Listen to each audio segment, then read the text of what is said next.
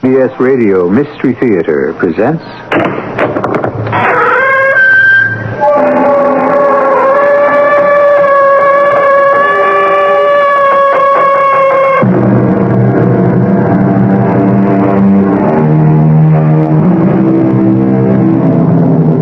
Come in. Welcome. I'm E.G. Marshall. A Chinese proverb holds that nobody's family can hang out the sign, "Nothing the matter here." There's wisdom in that, don't you agree? Think about your own family. Isn't there at least one skeleton lurking in your closet? At some time and for some reason, it will surely reveal itself. The consequences have raised Cain with ruling powers, business, and even love between two persons. That is why Dr. Tom Lodge, a young resident in a Boston hospital, has long safeguarded a dark family secret from his wife, Nancy. Tom, what are you hiding? Nothing, darling. Now, that doesn't ring true. We don't have secrets between us. Or do we?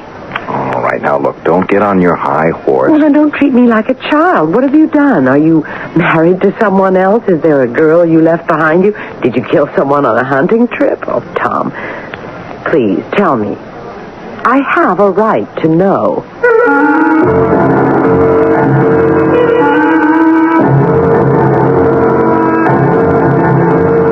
Our mystery drama, The Recluse, was written especially for the Mystery Theater by Roy Windsor and stars Tony Roberts and Patricia Elliott.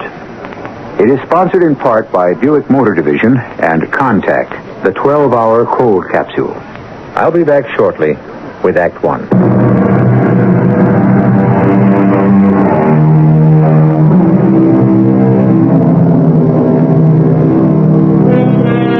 When we are young, family, especially our immediate family, is to us the world in microcosm. And we know that we are part of a self-contained unit in which we are fed, clothed, and protected. When we become adults, however, we can view our parents and relatives more objectively. Uncle Bill never was really that amusing, was he? And why did Father always unthinkingly vote the straight ticket? Because he read only the sport pages. And so family unity becomes subject to the strains of objective thinking, as we are about to find out. I'm home, darling.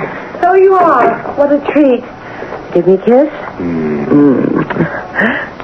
What happened? It's only 6 o'clock. Did the patient die? You're too much, Nancy. Hey, something smells good. Stew. Or call it beef bourguignon. It's all the same.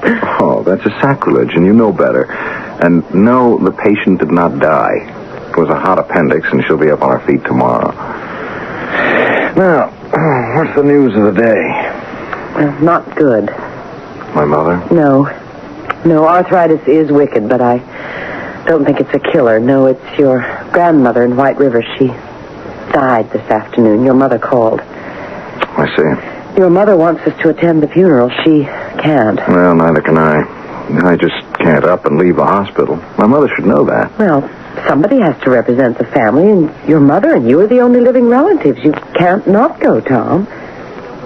You seem so unfeeling. After all, she is your grandmother. I know. Didn't you like her? I thought everyone liked his grandmother. Well, sure, but... You really adored her, didn't you? Oh, come off it, Nancy. Well, first your mother sounded as if she didn't care that her mother had died, and now here you are not caring either and feeling that her death is an imposition. Hey, what are you so worked up about over this old lady? I mean, you never even met her. Maybe I'm lucky. What was Mrs. Schuyler? Some kind of witch? No, but... oh, well, let it go. Why won't you talk about her, Tom? Look, I don't remember her very well. I've kind of lost track. Hey, look, let's have our... Supper will keep. You realize, don't you, that the more you evade the subject, the more you arouse my curiosity. Now, tell me about your grandmother. Well, the Schuyler family has been in White River for hundreds of years, dating from before they built the inn, a place named Riverfront. My grandmother's lived there all her life. An old inn? Oh, like the ones you see on the book covers of Gothic novels? Yeah, something like that. It's on the edge of the river, and it's more than 100 years old. 20 rooms. Most of them were closed off when the inn was closed to travelers. And you explored every one of them, didn't you? As a matter of fact, I did. But you don't remember her very well, isn't that what you said? Okay, Doctor, what's the mystery? There is none. Really. Grandma lived in 3 rooms and never went out. She's been a recluse since my mother and I left. Why? Heartbroken to see you go? No, not exactly. Hey, how about dropping the subject? No, sirree. There's a skeleton in the family closet, and I want to know what it is, and I'll find out tomorrow. Pardon? When we reach White River. Now, look. It's all decided. We're driving up for the funeral. But... No but about it. What is this dark secret? It goes to the grave with her. My grandmother's death has laid that skeleton to rest. Forever.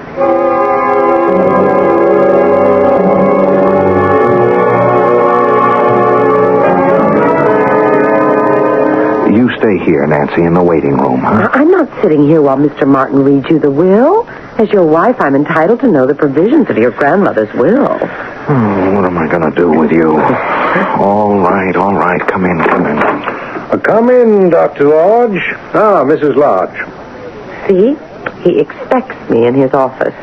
It's nice to see you again, Tom. Thank you, sir. My wife, Nancy. How do you do? Hello.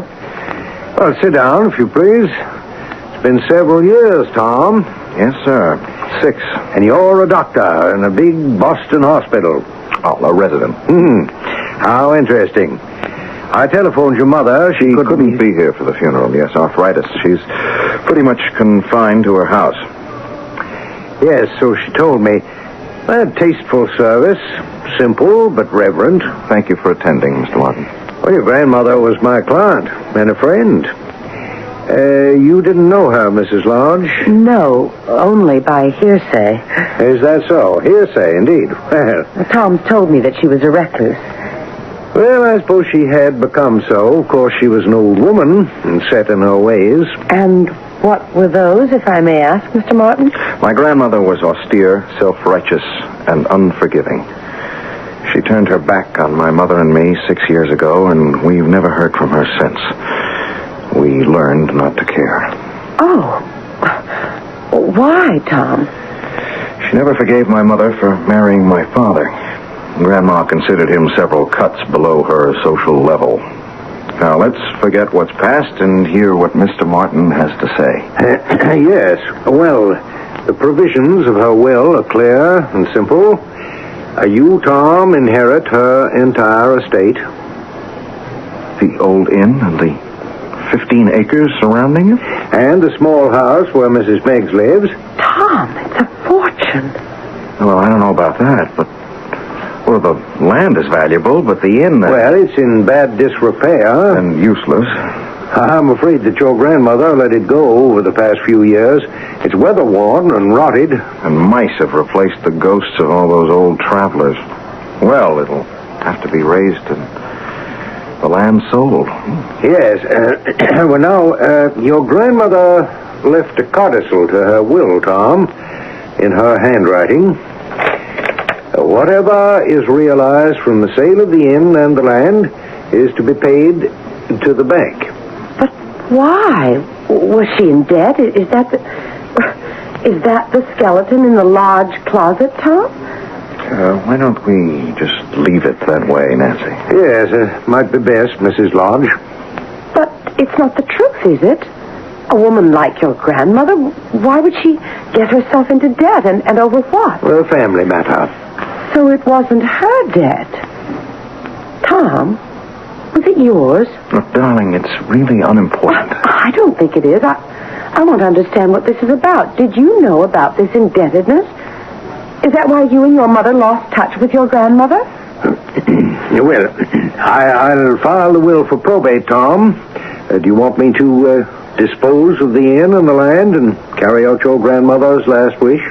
Yes, I'd appreciate it, Mr. Martin. Tom, how did you get into debt and for how much? I really do have a right to know. If you persist, Nancy, you will regret the day you said, yes, I'll marry you. Darling, no matter what you did, I'll never regret that decision. You'd better tell her, Mr. Martin. Yes, perhaps I should. Well, Tom's father was assistant cashier at the Merchants Bank over there across the street. 6 years ago, in February 1970, Tom's father... My father stole $70,000 from his bank and disappeared, and neither have been seen since, him or the money.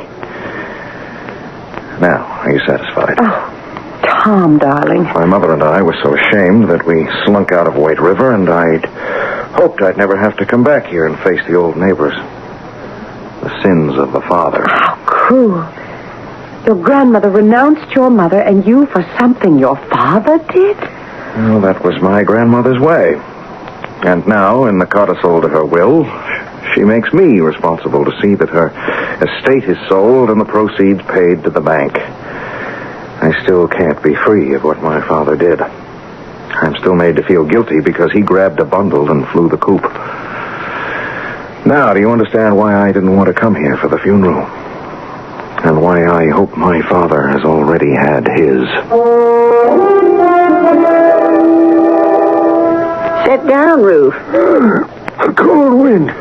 Coming on to snow. A cup of hot tea will do you good. Yeah. Nice of Tom to invite me to the funeral. He always was nice as a boy. Yeah, a nice wife, too. What happened now, Lil? You got any idea? He'll sell, is my guess. Except for Tom and his mother, the old lady was the last of the line. Yeah, well, that's the Scarlet family. Well, I can't complain, but it makes me feel kind of peculiar. I won't be working the land no more. 40 years. Now, how about you, Lil? You pulling up stakes? Ain't your sister Faye someplace south? Lauderdale? I'm thinking about it. After all you did for the old woman over the years, I thought maybe she'd leave something to you. It's a nice little house, I'd say. Not her ladyship. She was a tight one. Well, I better get up to the inn and light a fire for him.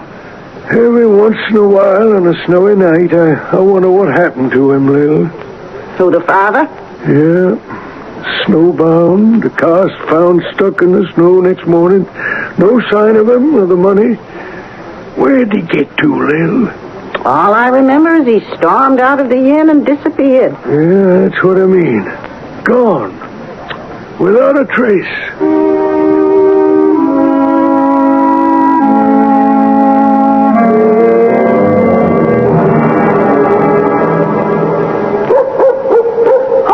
Oh, my goodness. Oh, it's just Ruth's dog. I'll chain him up in the barn.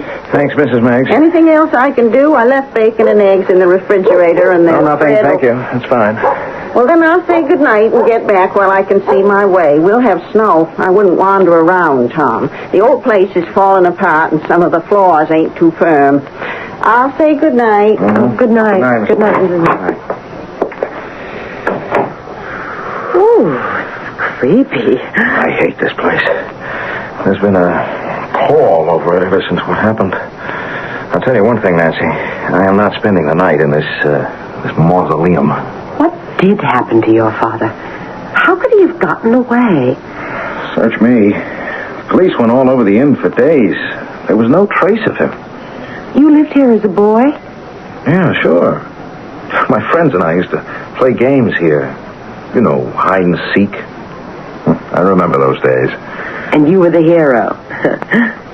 I mean, did you ever hide where no one could find you? Oh, well, there were lots of places. Cubby holes, one room with a false wall, trap doors and some ceilings. Oh.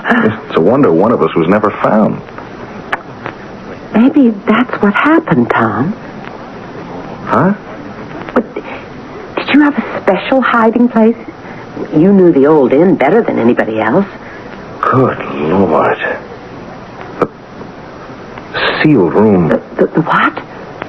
Yeah, the sealed room beneath the long clothes closet off the entry hall. Oh, but...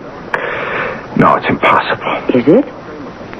If your father couldn't have gotten away because of the snowstorm, he must still be here. Or what's left of him.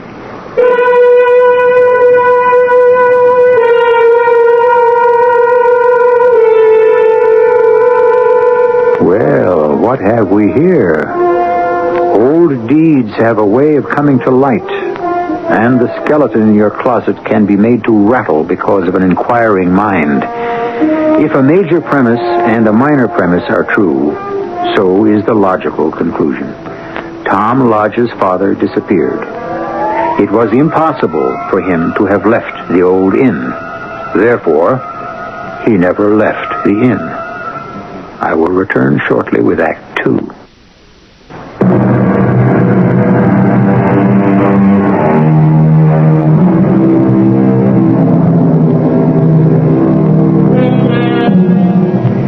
It is unusual and unlikely for a person to disappear and never be heard of again.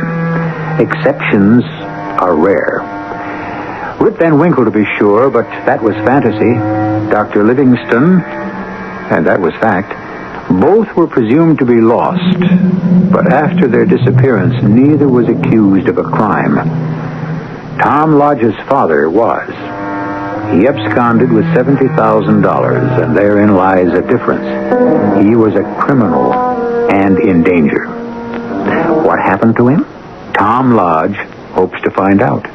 Strike another match, Nancy, and I'll let myself down the ladder. Haven't we got a flashlight? In the car. I'll get it later. I want to see if anything's in there right now. You could slip and break a leg, Tom. No. The ladder's strong. Strike a match. It's really black down here. I can't see a thing. Well, I'll hand the matches to you. I'm flat on the floor on my stomach. Reach up. Okay. Now, let me see. Oh, darling, be careful. Don't worry. Oh, there's the pot-bellied stove and the wood scuttle, a chair, small table, cot, and... Good Lord. Oh, what is it, Tom? Tom, answer me. I'm coming up. Tom? Yeah. Look, let's get back to the common room. Tell me, is there something there? My father. His bones. A clothed skeleton. Oh, how horrible. I've got to think. You said that the police went all over the inn, Tom. How could they have missed the sealed room? I don't know. Nobody remembered it, probably. Well, what was it for? The caretaker, back around the turn of the century, he acted as a registration clerk and a handyman, and he lived down there. In that hole in the ground? Yes. It's a real room with flooring and walls of wood, and it was very snug and warm. After he closed the inn for the night, he lifted the trapdoor in the long closet in the hall and pulled it closed after him. I see. Then the flooring in the closet was covered over. With carpeting, and that sealed it off. Unless a person knew a room was down there, he'd never find it. But you did, as a boy. Was the floor covered over then? I don't think so. No. So, the carpeting was laid over the trapdoor recently. 6 years ago? Right after your father disappeared? Yeah. Your grandmother must have known about the room, Tom. Yes, of course. Would Mrs. Meggs have known about the sealed room? I don't know. Why? Well, who was here the night your father disappeared? No one. My grandmother and Mrs. Meggs. And, of course, my father. Your father stole money. He came here, and 6 years later we find his remains in a sealed room. Why did he hide? And why did he die? I can't answer those questions, Nancy. We'll never know the answers. I know one of them. He came here and told your grandmother he'd stolen money from his bank. Why would he tell her? No idea. What if he'd been dipping into your grandmother's money and was caught and stole from the bank in order to replace it? Oh, that's far out. Well, your grandmother refused the money. That's why she wanted the proceeds from her estate to go to the bank, to help repay a debt of honor. Hey, that's pretty far-fetched, darling. Maybe. I have the answer to another one of my questions. Your father hid here because he couldn't get away. Was he a healthy man, Tom? Yes? Why? How did he die? There he was, safe in the sealed room. Did he have a stroke, a heart attack? Did somebody bring him food? Mrs. Meggs? Could be. Tom, get the flashlight and let's examine that room carefully.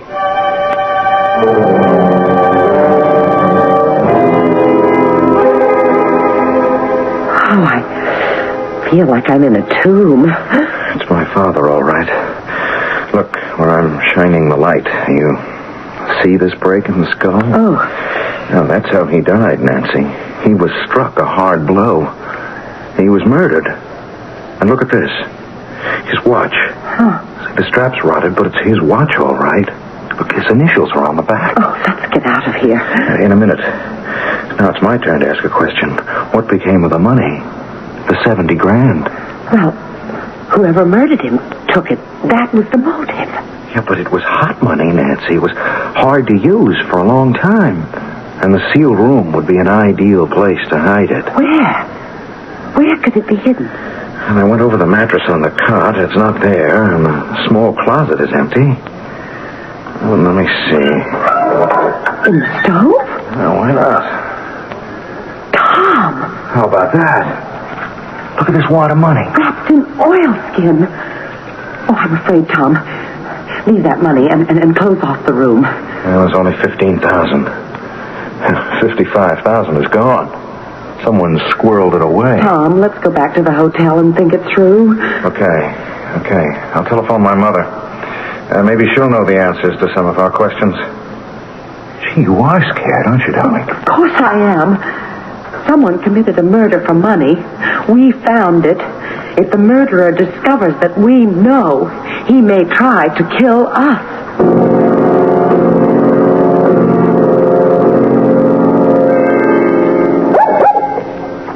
There, Shark. Down, boy, down. Thanks, Lou. Have a chance to talk with Tom? Nothing to talk about, Ruth. What's on your mind? Well, if you don't sell the land, maybe I could tenant farm it for him. I'd say he'd want to sell. Yeah.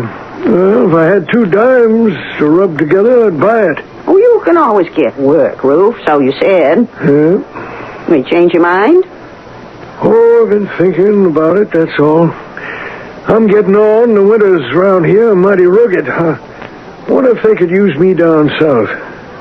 Sure. An experienced field hand like you, I'd say so.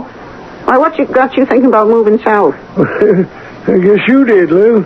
Talking about your sister down in Lauderdale. That's where you're going, ain't it? Oh, I think so. Of course, if the old lady had left me the house. But she didn't. Well, you got money laid aside? Ooh, a little. I could help you out, Ruth. Not with much, but enough to give you a stake. Well, now, it's mighty nice of you, Lou. When you thinking of heading on down south? As soon as I can sell my furniture and pack, we could spell each other at the wheel. Yeah. Well, I'd like that. Then it's settled. I'll be back after I make quick inspection about the inn. If the snow's piling up, maybe I could drive Tom's car down here and put it in the barn. Otherwise, it might get stuck in the morning. Oh, yes, that's true. It's happened before. Yep, I remember. Tom's father. Chains. That's what you need in heavy snow. Mr. Martin had 'em. The lawyer? Yeah. He left that night around 10 o'clock. I saw him drive away. Chains. That's what got him through. You didn't know he'd been to the inn. Thanks, Mother. This has been very helpful. Well? My father did manage my grandmother's money, and he had begun to dip into it. So he dipped into the bank to repay her. That's why he absconded with all that money. How did he think he'd get away with robbing the bank? Oh, who knows? Your grandmother must have been furious. Well, it was through her that he got his job at Merchant's. Must have loved your mother very much. Yes. Well, I'm afraid he wasn't much of a banker. Oh, it's all tragic, and they're both dead because a willful old matriarch couldn't form him into her own image. Well, let's pay a visit to Mr. Martin, huh? I'll turn this money over to him, and he can give it to the bank. 15,000? What about the rest? It's gone. Can't be traced now. I wonder.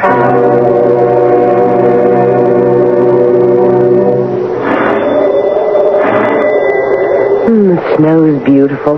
You won't think so if it doesn't light up, darling. Driving is no fun in the North Country. Come in. Thank you. Forgive us for calling at your home. Oh, it's perfectly all right. Oh, what a charming room. Thank you. Well, Let me get right to the point, Mr. Martin. I found the remains of my father in a sealed room. what? Your father? He'd been murdered. In heaven's name. And here is 15 of the $70,000 he stole from the bank. Oh, you stagger me, Tom. Well, he didn't disappear. He was murdered and hidden in the sealed room, and the money, most of it, was taken away. Now, I came to you. Well, of course. I'll notify the police in the morning. Not tonight. We're in danger, Mr. Martin. Danger? I don't see how. Well, if the murderer finds out what we've discovered, he'll come after us. Well, who knows about your discovery? Well, no one. Except you, of course. You didn't speak to Mrs. Meggs? No. Why not? Well, we think that she must know something about all this. She was in the house the night my father vanished. You know that, Mr. Martin. I do. Well, that's what my mother says. I talked to her half an hour ago, and she had it from Roof Box. She'd had what from Roof? That you were at the inn. He saw you drive away. Oh, that. Well, yes, now that you remind me, I'd driven out to see your grandmother, but I left quite early. May I ask a question?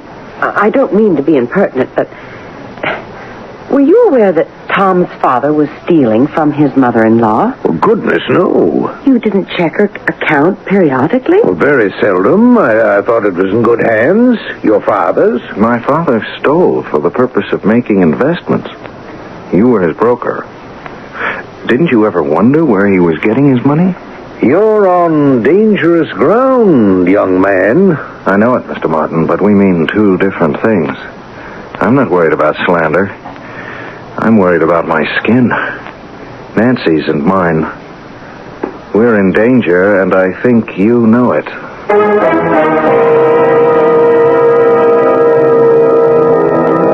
200 years ago, Samuel Johnson remarked, "There is nothing which has been contrived by man, through which so much happiness is produced, as by a good tavern or inn." True enough. All gone now, swallowed up in progress, including Riverfront, an old New England inn which has now divested itself of a murder and its remains. There are more surprises when I return shortly with Act 3.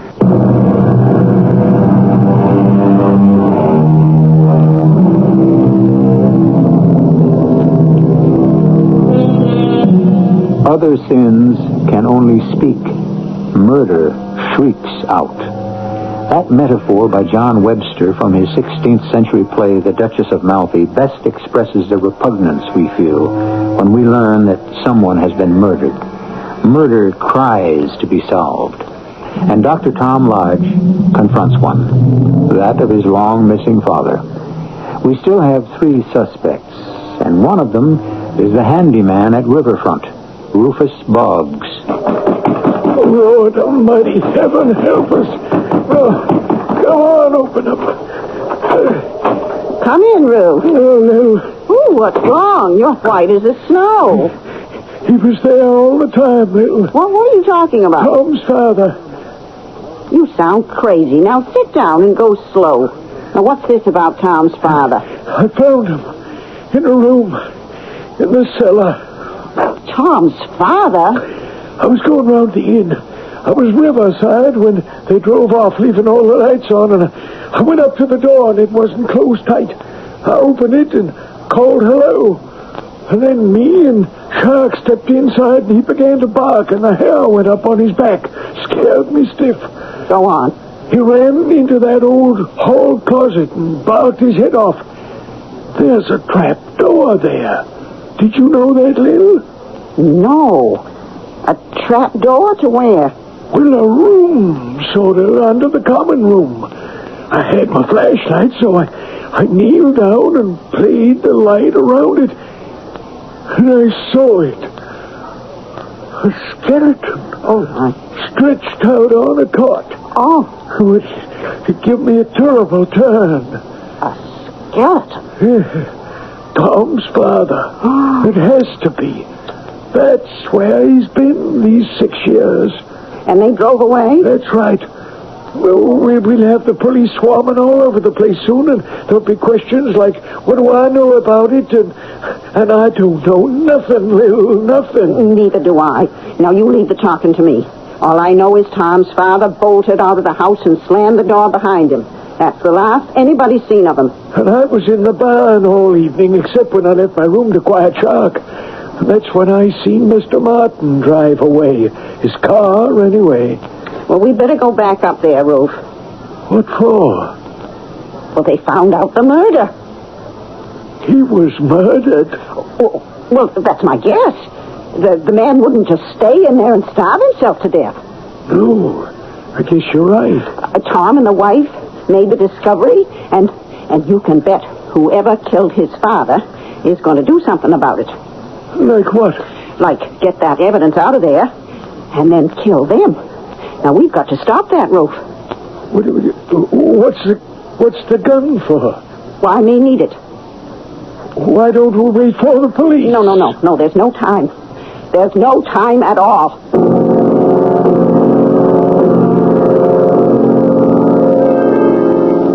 There was a message at the hotel desk? Mrs. Meggs telephoned. She has to see me, and she's driving into town. When did she call? Half an hour ago. Sure to be here any minute. You were pretty rough on Mr. Martin, darling. Yeah, but his role strikes me as funny. I mean, funny odd.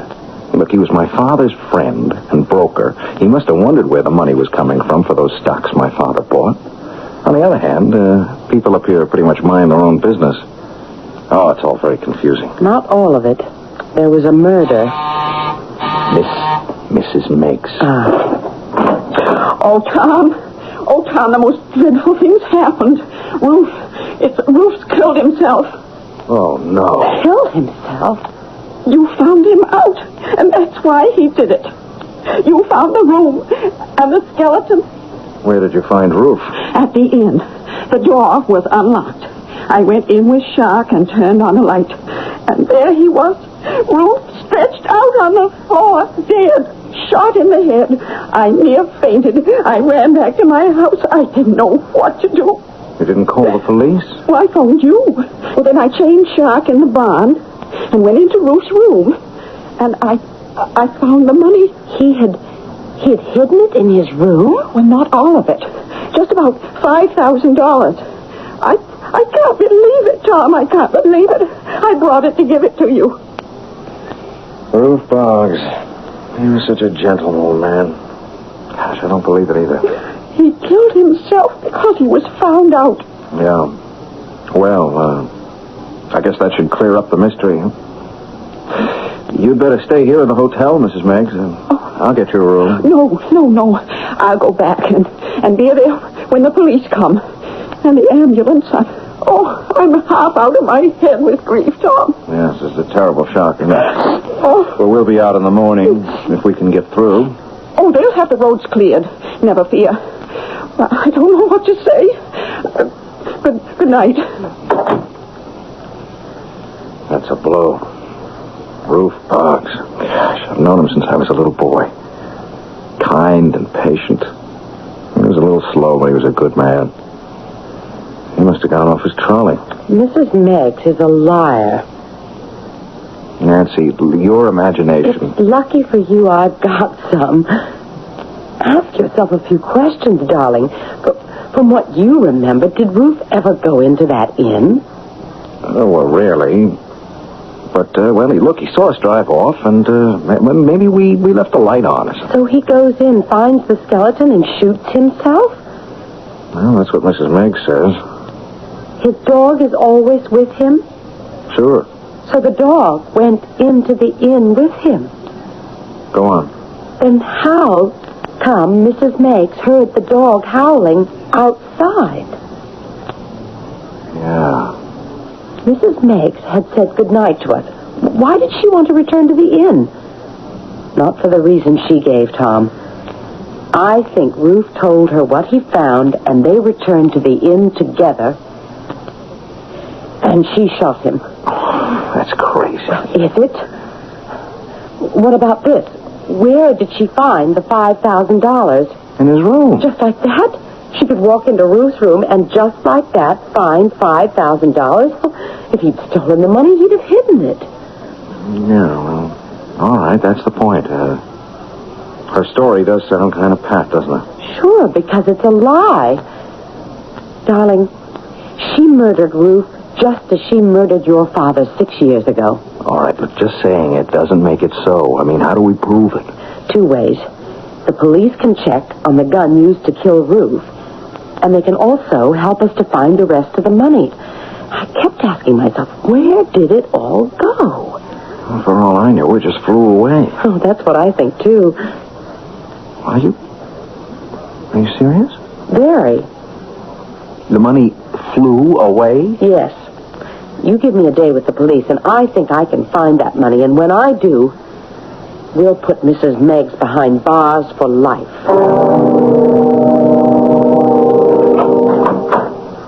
Nancy, where have you been? I've been worried to death. I told you where I'd be, darling, with the police.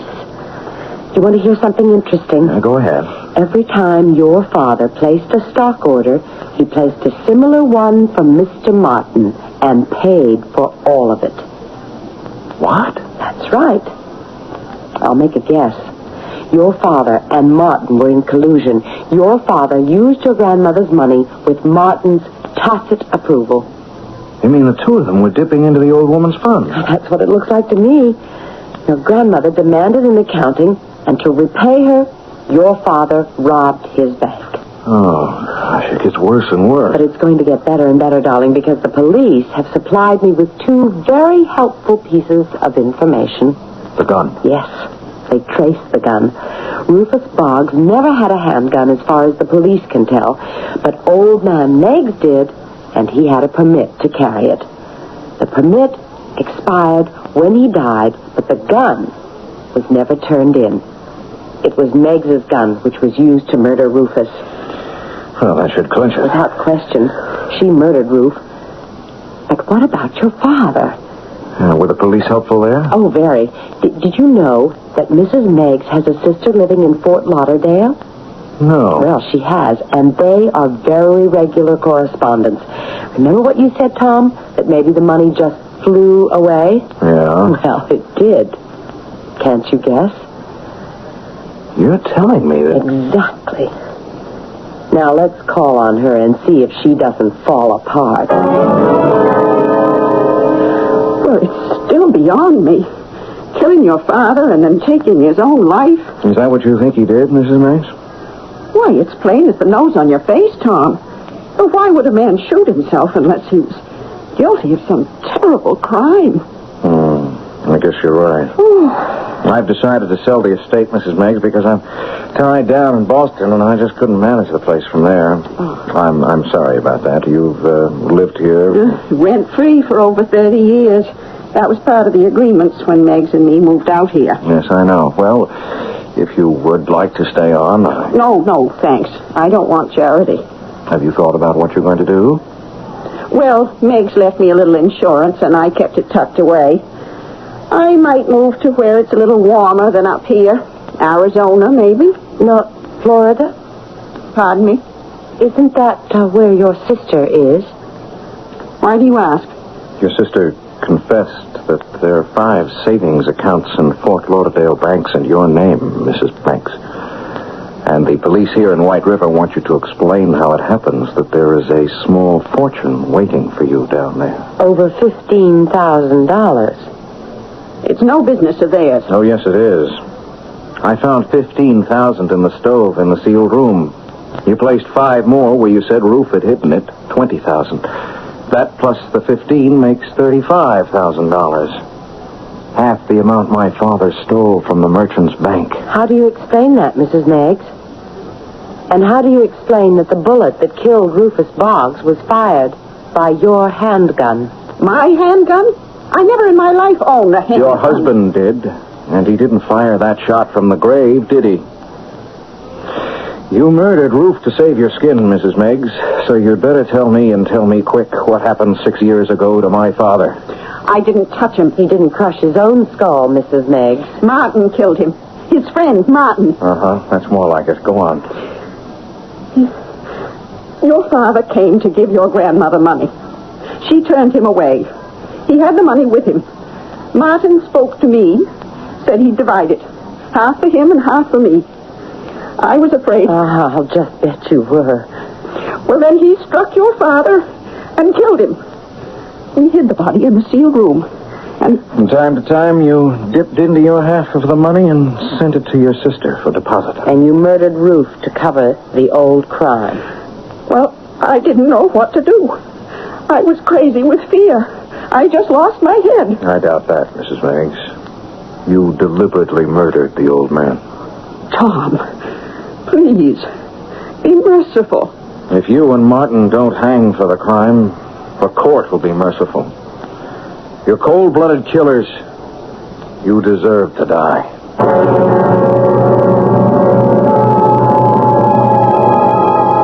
The thief who understands his business never steals in his own neighborhood.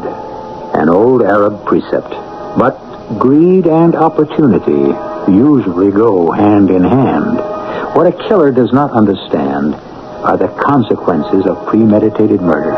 Not for the victim, but for his relatives and friends. There are degrees of crime, from petty thievery to grand larceny.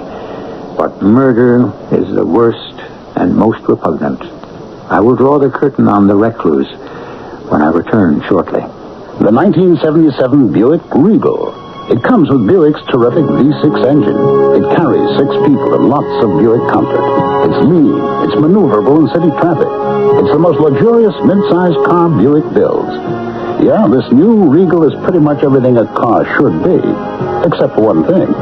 It isn't yours yet. But it can be. Just see your Buick dealer for a test drive. Soon. Just about everyone.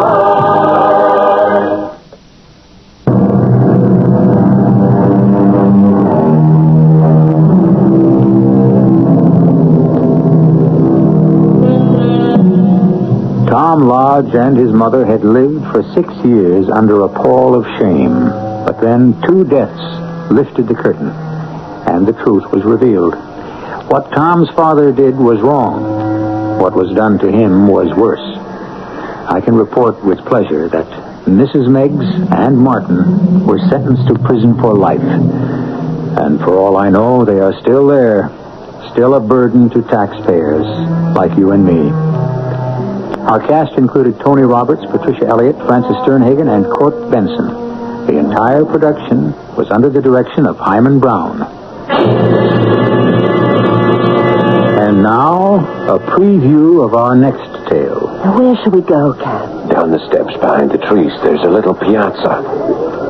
I'm so worried about you, darling. Maybe you really are sick. You just don't sound like yourself.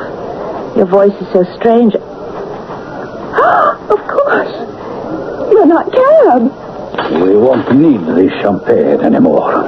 Or this special masquerade. No, I am not your Mr. Goodwin. Who are you? Just a man with a purpose. You can see that I have exchanged the champagne glasses for this. A gun? Which I would not hesitate to use. Lovely as you are, I am a desperate man, so keep walking. Across the driveway and around behind the Lombardy poplars. That's it. Don't try to do anything foolish. Radio Mystery Theater was sponsored in part by True Value Hardware Stores. This is E.G. Marshall inviting you to return to our Mystery Theater for another adventure in the macabre. Until next time, pleasant dreams.